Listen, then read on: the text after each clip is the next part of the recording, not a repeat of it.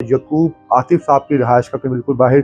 जी बिल्कुल, यकूब आतिफ साहब वही सिंगर हैं जिन्होंने मशहूर गाना पानी दा बुलबुला जो गाया था। और ये घर की एंट्रेंस है, आप देख सकते हैं कि बिल्कुल एक जो है छोटा सा घर है जनाब। हैं इनका बेटा है जिनकी जनाब जूतियों की दुकान है। दुकान की कमाई से अपने घर का खर्चा भी चला रहा है। एक छोटा सा पोर्शन, एक बेडरूमा पोर्शन है जो यकूब आतिफ साहब को मिला है, जहाँ पे ये अपनी जो है जिंदगी के पल गुजार रहे हैं। कोई इनको पूछने वाला नहीं है। ये अलमारी है, आपको इनके घर के हालात से ही अंदाजा हो गया होगा कि कितना कमाते हैं, कितना कमाया है इन्होंने भी जिंदगी में। ये तो बहुत ज़्यादा अवार्ड थे। इन्होंने जो है ना पहले तो बेचने की कोशिश की है कि किसी कबाड़िए को दे देते हैं, इसको जो है हमने क्या करना है। ये मैंने पाकिस्तान का जो नाम रोशन किया है, ये सारे अवार्ड मेरे किसी काम के नहीं है। इन्होंने नाम कमाया, पैसा नहीं कमाया। जिसने भी कहा उनके साथ चले गए हैं, बगैर पैसे के भी चले गए।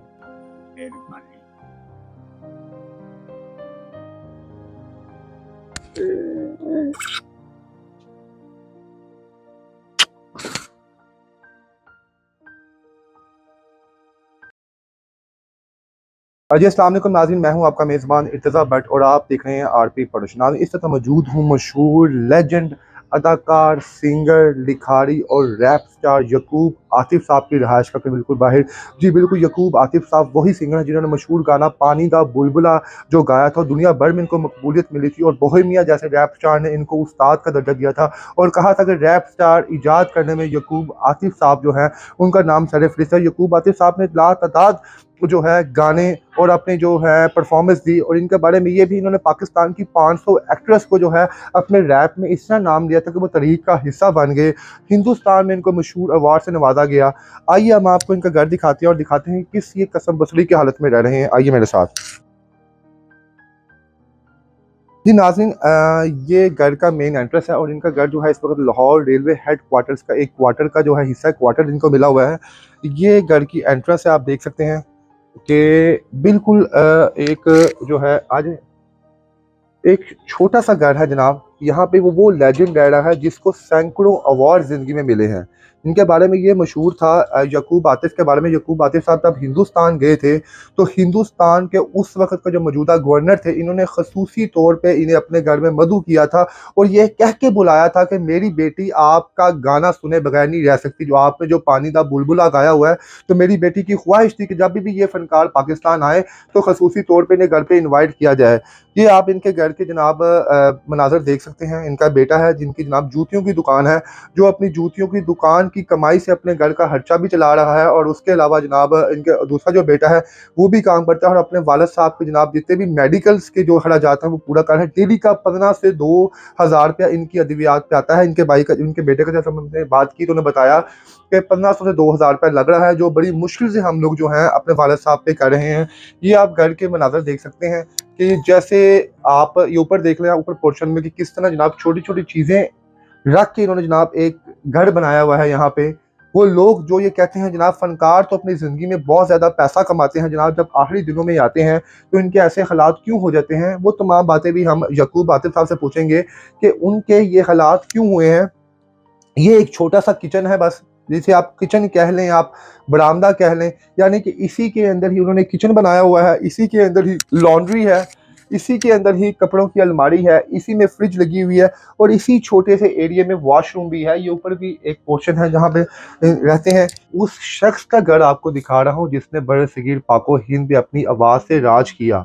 इनके बारे में बड़े बड़े सिंगर्स ने अपना जनाब नजराना ने पेश करके कहा। उसके अलावा पाकिस्तान के जितने मशहूर जो अदाकार थे, अदाकाराएँ थी, वो इन्हें बड़ी खसूसी इज़्ज़त देती थी। जब इन्होंने 500 अदाकारों के साथ नाम से अपना एक रैप बनाया तो दुनिया भर में इनको मकबूलियत मिली और आज मौजूदा रैप स्टार जो कमा रहे हैं, खा रहे हैं, उनका सर जनाब इनके सिर पे ही जाता है क्योंकि इन्होंने रैप 1978 में इन्वेंट किया।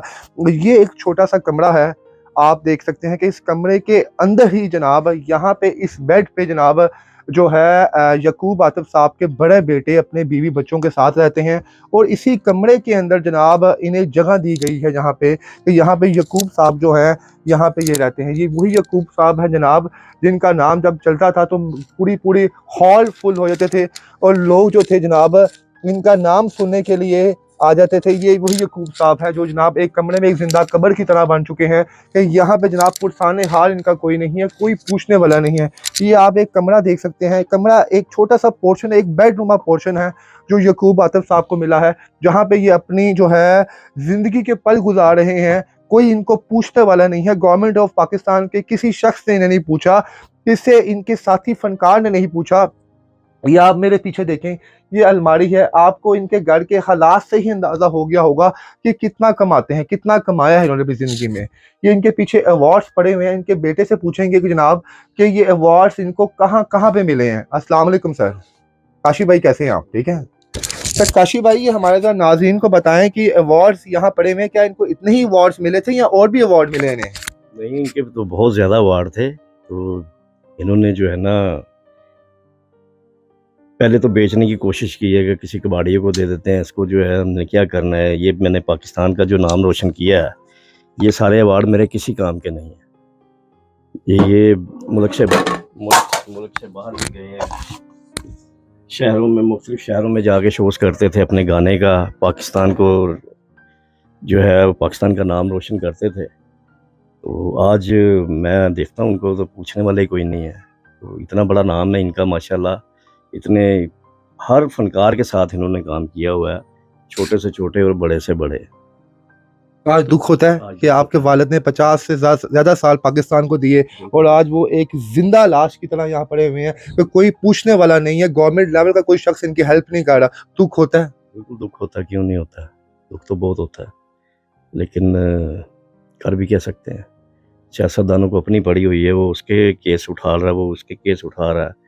गरीब आदमी का कोई भी पुरसाने हाल ये नहीं मैं है। आपका सर घर देख रहा हूँ, तकरीबन बमुश्किल 1 या सवा मरले पे मुश्तमिल है। ये घर भी आप देख रहे हैं ना, तो ये जो ऊपर मैंने पेपर लगवाया है ना, हाँ। इसके पीछे दरबारें फटी हुई हैं सारी। ये इसीलिए लगवाया था कि इतने पैसे नहीं थे कि इसको दोबारा से बना सकें। अच्छा जी, हम भी देखते हैं बड़े बड़े जितने फनकार, शौकत खान साहब हो गए, नुसरत फतेह अली खान साहब हो गए, या बाकी लोग जो इनकी उम्र के थे, जिन्होंने जिंदगी के पाकिस्तान को हिस्सा दिया, उन लोगों ने तो बड़ा पैसा बनाया था। और इन्हें पैसा क्यों नहीं मिल सका? इन्होंने अपना क्यों इतनी सेविंग नहीं की कि आज जो एक 2000 रुपये की मेडिसिन आ रही है, वो भी आप एक बेटे की हैसियत जितना कमाते हैं अपने बाप के लिए करते हैं? क्या वजह हुई? बस इन्होंने नाम कमाया, पैसा नहीं कमाया। जिसने भी कहा उनके साथ चले गए हैं, बगैर पैसे के भी चले गए। यानी इनकी दरवेशी ने इनको मार दिया। बिल्कुल ऐसे ही है, यही कह सकते हैं आप। आज कोई भी शख्स इनको नहीं मिलने के लिए आता, इनका साथी फनकार कोई मिलने के लिए यहाँ पे नहीं अभी आता। तक कोई भी नहीं आया। 6 महीनों से वो चारपाई पे हैं, लेकिन पता कोई नहीं करने आया। जी नाज़रीन, ये वो अवार्ड्स थे। और ये सर देखा आपने? जी इंडिया का झंडा बना इंडिया से इनको मिला था, जहाँ पे अब्बू ने परफॉर्म किया था। वो क्या यो हनी सिंह, जी उसने अब्बू के बाद गाने से मना कर दिया कि इतने बड़े फनकार ने रैप गा लिया तो मैं कैसे गा सकता हूँ इनके आगे। यानी कि ये इनको अकीदत मिलती थी कि जनाब जो आज का मशहूर रैप स्टार यो हनी सिंह है, उसने मना कर दिया था कि जनाब आतिफ, जी बिल्कुल आतिफ यकूब साहब, आप इनके जनाब आप जूते देख सकते हैं जनाब, ये वक़्त के सुपरस्टार के जूते हैं। ये आप जूते देख लें आप कि जनाब ये उस शख्स के जूते हैं जिसने बड़े सगीर पाको हिंद पर राज किया है।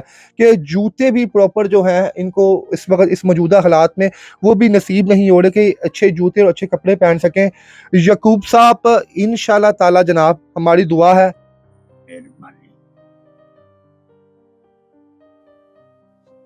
मेहरबानी आपके आने का।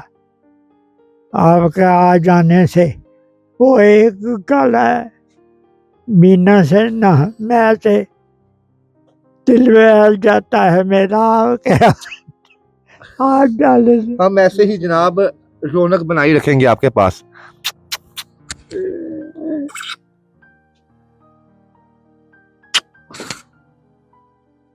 मेहरबानी आपके आने की।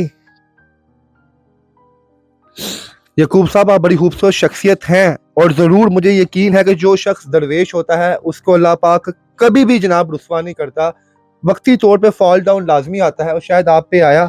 और मेरी दुआ है, मैंने इंशाल्लाह आपका जो मैसेज है रिकॉर्ड करवा लिया, यहाँ पे नाज़रीन सुनेंगे कि आपकी क्या डिमांड्स हैं। मेरी फिर भी गुजारिश ये है कि जनाब प्लीज़ इस अनमोल हीरे को 6x6 जगह से बाहर निकाल दें आप प्लीज़।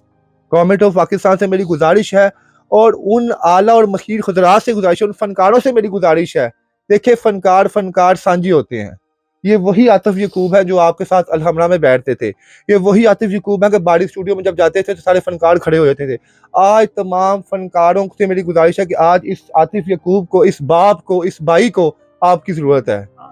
इसे तनहा ना छोड़ें। ये ना हो कि आतिफ साहब जब यहाँ से जाएं तो आपको पछतावा रहे कि आतिफ साहब से आप मुलाकात नहीं कर सके। सब ने जाना है ऊपर, मैंने भी जाना है, आपने भी जाना है, वक्त सब पे आना है, लेकिन इस मुश्किल घड़ी में आतिफ साहब का सहारा बने।